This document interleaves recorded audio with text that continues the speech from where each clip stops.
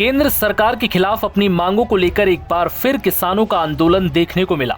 इस दौरान प्रदर्शनकारी किसान न सिर्फ पुलिस बैरिकेड्स को तोड़कर आगे बढ़े, बल्कि नोएडा से दिल्ली जाने वाले रूट को भी जाम कर दिया। कुल मिलाकर यूं कहें कि आज दिन भर नोएडा की सड़कों पर हंगामा बरपता रहा।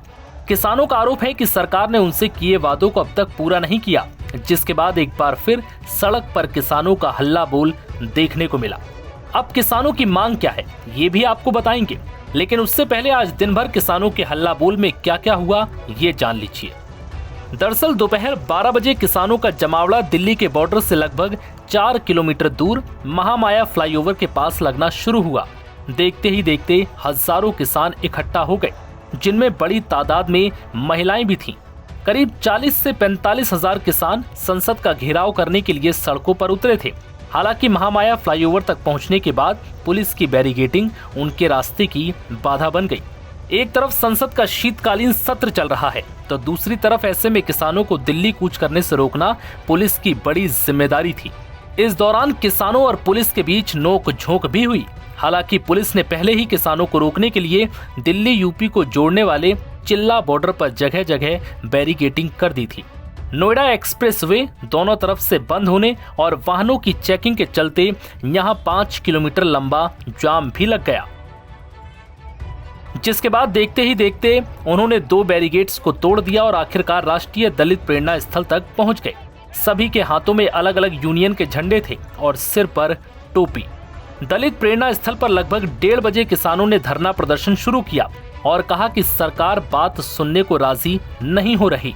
बता दें कि किसानों की समस्या नोएडा और आसपास की जुड़ी तीनों अथॉरिटी से थी।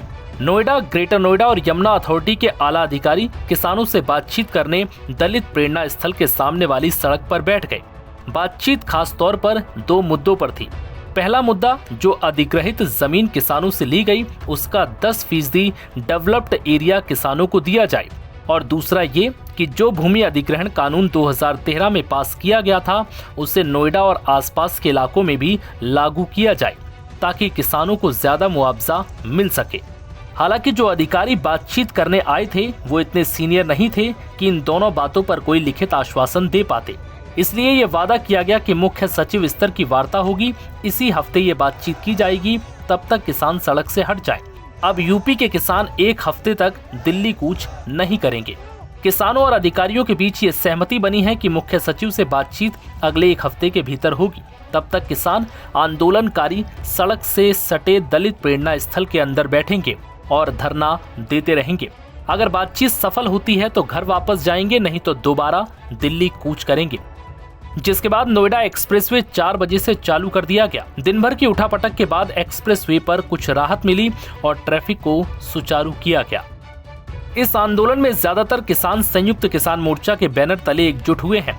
ये 10 अलग अलग किसानों का संगठन है, जिसमें भारतीय किसान यूनियन टिकैत, भारतीय किसान यूनियन महात्मा टिकैत, भारतीय किसान यूनियन अजगर, भारतीय किसान यूनियन कृषक शक्ति, भारतीय किसान परिषद, अखिल भारतीय किसान सभा, किसान एकता परिषद, किसान मजदूर संघ मोर्चा, जय जवान जय किसान मोर्चा और सिस्टम सुधार संगठन आगरा जैसे बड़े और अहम संगठन शामिल हैं।